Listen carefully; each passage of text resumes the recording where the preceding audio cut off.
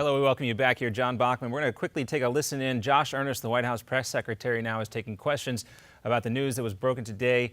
2 American hostages killed in a U.S. counterterrorism strike on the Afghan-Pakistan border. Josh Earnest saying just a few moments ago that he will not confirm whether or not this was actually a drone strike and won't go into those details. But let's take a listen. He was just speaking about the 2 American al-Qaeda leaders that were also killed. Here is Josh Earnest. With the intent of taking al-Qaeda fighters and al-Qaeda leaders off the battlefield.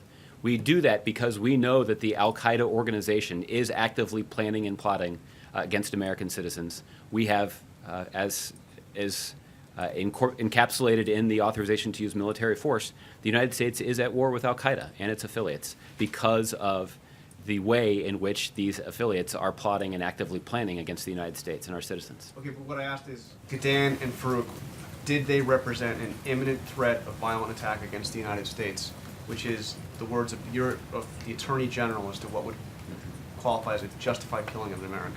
Well, what I can share with you from here is that these 2 individuals were not targeted in this specific counterterrorism operation, but we know that they were hit in this counterterrorism operation, and they were killed in this counterterrorism operation because they were leaders of al-Qaeda, and we know that al-Qaeda is an organization that is actively plotting and planning against the United States. But is it legal under the guidelines that this administration has put in place, is it legal to kill American citizens who do not represent an imminent threat of violent attack against the United States? What is permissible under international law and in the protocol that the President has established is for the United States to carry out strikes, to carry out operations against al-Qaeda compounds that we can assess with near certainty are al-Qaeda compounds that are frequented by al-Qaeda leaders.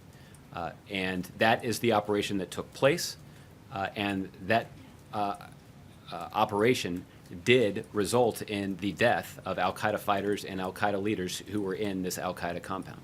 But would it have been illegal for you to intentionally target those 2 men? Well, there is a separate procedure and protocol for specifically targeting American citizens. And this is the protocol that was followed in the targeted operation against Anwar al-Awlaki in Yemen. So there is a separate procedure and protocol for doing exactly that. So if it was not Adam Gadan who was being targeted in one strike, and it was not Ahmed Farouk being targeted in the other strike, who was being targeted? What was targeted was what the intelligence community assessed with near certainty was an al-Qaeda compound that we assessed with near certainty was being frequented by al-Qaeda members, al-Qaeda fighters, and in this case, al-Qaeda leaders. So there was no specific al-Qaeda leader or leaders that were being targeted? It was a compound? What was being targeted was this specific al-Qaeda compound. In both cases? In both cases, and no names attached to that. We didn't have a list of...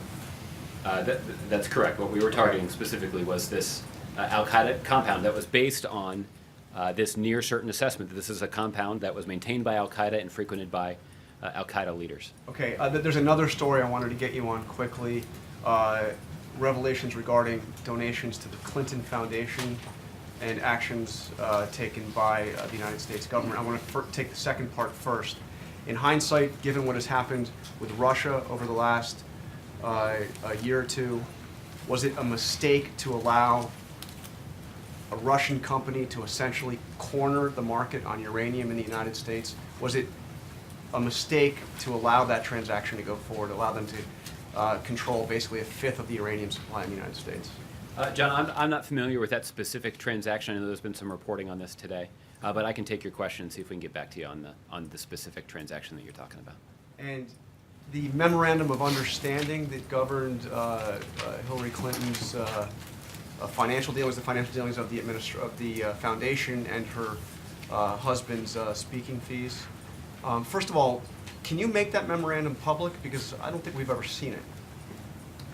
This is a memorandum of understanding that resides at the State Department, so you can ask them about their policy for disclosing it. Okay, we've asked for that. I'm wondering if you can. I mean, this is, in the interest of transparency, this was supposed to be all about transparency. Yeah. Can we see that memorandum? I think the goal of the memorandum was to ensure that even the appearance of a conflict of interest was avoided by ensuring that there was greater transparency and greater knowledge about the contributions that were being accepted by the Clinton Foundation for the charitable work that they do.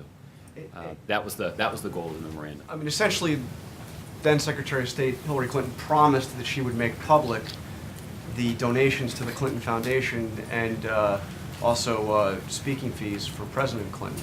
Isn't it clear now that Secretary Clinton did not abide by her own memorandum of understanding with the president? I'm not sure that that's clear, but you should go ask Secretary Clinton's team about I'm that. asking you because we now read that Uranium One, foreign company, donated over $2 million to the Clinton Foundation while she was Secretary of State. That would seem to be a pretty clear violation of a memorandum of understanding as it's been explained to us by you. Well, again, for the details of this transaction, I'd refer you to either the State Department or Secretary Clinton's team. Obviously, that's not something that was reviewed at this level. And we also know that previously that $500,000 donation from the Algerian government went to the Clinton Foundation while Hillary Clinton was Secretary of State. Again, isn't this a clear violation of a memorandum of understanding that said that, first of all, there was going to be an end to foreign donations, and these donations donations to the foundation would be made public? Yeah, again, I'd refer you to Secretary Clinton's team about that. Can you check in on this as well? I mean, this is an understanding with the president, right? This was but you're asking about the compliance with this particular matter and whether it lived up to the standards that Secretary Clinton had set for herself, and so I'd refer you to Secretary Clinton's team to render some judgment on that. The one thing Secretary Clinton's team has referred us back to the White House on is whether or not any agency objected to that Uranium One deal. Again, that allowed the Russians to take steps towards cornering the uranium market, which seems pretty significant. Yeah. That if any, we refer this to you, has there been any objections? So will you please find out for us if there were any objections made by any agency of the United States government for the Russians making such a bold move towards cornering a significant section of the uranium market? I will take a look and see if there's information that we can provide on that specific matter. I mean, I know the other thing that has also been pointed out here is that this was a decision that other countries had the opportunity to weigh in on as well, and that seems like a relevant fact in terms of the completion of the specific transaction. I'm asking about our country, but I appreciate it. Understandable, and if there's information that we can provide, I'll try to do that. Jim. Before we get back to the operations and the news of today, I just wanted to follow up on John's question about the Clinton Foundation. Do you feel, and does the president feel, that the Clinton Foundation and that Hillary Clinton provided sufficient information about the foundation's activities while she was Secretary of State? Are you fully satisfied with the disclosure from the foundation and her disclosures? I haven't been presented with any evidence to indicate that somehow there has been insufficient information provided to the administration. And getting back to the operation, I wanted to ask about Gaddan one more time. You mentioned he was a prominent spokesman for al-Qaeda, but had he moved into an operational role in any way? I don't have any additional assessment about his activities to share with you other than to note that he was an al-Qaeda leader who frequented this particular al-Qaeda compound. He is somebody who did serve as the public face of al-Qaeda in some of their communications. He is somebody that was wanted by the U.S. government both for treason and for providing material support to terrorists. And there was an assessment of near certainty that an operation against this compound would succeed in taking out members of the al-Qaeda leadership, and in this case, that assessment was correct. Okay. And I know there are...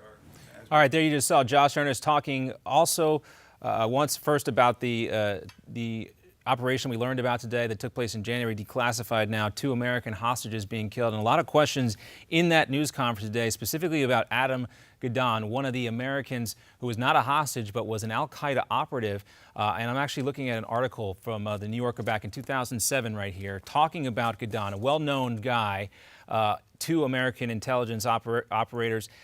He was the first American, according to this article, to be charged with treason in more than 50 years. He was a spokesman for al-Qaeda growing up in America. But the question remains, and the question that Josh Earnest was unable to answer right there, is whether or not this strike were legal. Eric Holder a while back outlining the president's drone policy. Again, he wouldn't clarify or say whether this was a drone strike or not, but that if any American citizen were to be targeted, they could be done so if there was a compelling interest to do so, if they were a threat to the national security here. But Josh Earnest not willing to answer the question specifically if this was a legal targeted strike, because his words was that this was not a target on any person or individual. It was a targeted operation on this training compound and not on individuals specifically. So Josh Earnest will have some more explaining to do there, and that story will be covered in more detail, I'm sure. But also, Josh Earnest facing some questions about the Clinton Foundation and the fundraising efforts going there. The big story today, there's a couple of them actually. The Clintons having to refile their tax records as it relates to the foundation, and also this Russian company, Uranium One, which in effect was able to corner the uranium market here in this country. You heard ABC News' Jonathan Karl talking about this.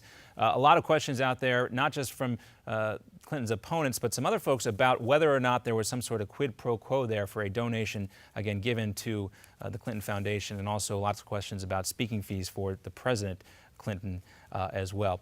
We are going to take a look now. We'll continue to follow that situation, continue to check in live when we do get more news on that anti-terror operation that killed 2 American hostages back in January, just released today. But we're quickly going to take a look at an interview that our own Steve Malzberg did. He sat down with renowned economist Larry Kudlow on what the GOP needs to do to be successful in 2016. Here's a portion of that interview.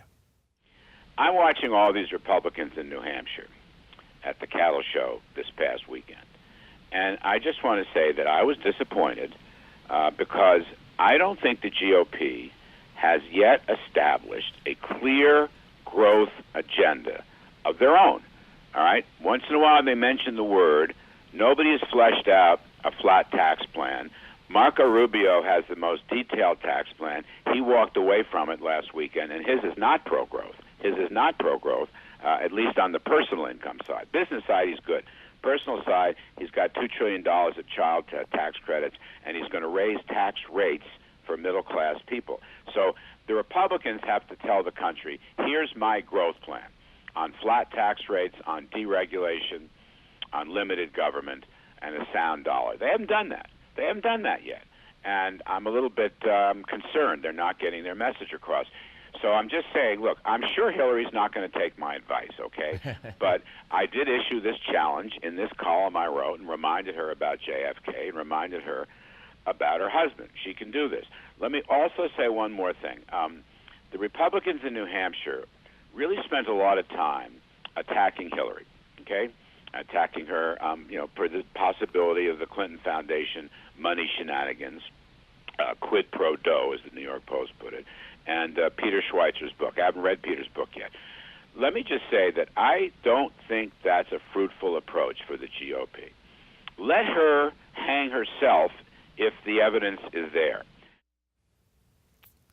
Well, there you go. Larry Kudlow essentially saying that it's time for the GOP to put up or maybe shut up, at least when it comes to talking about Hillary Clinton. The economy is still top of mind for a lot of Americans out there. They hear the president saying it's getting better.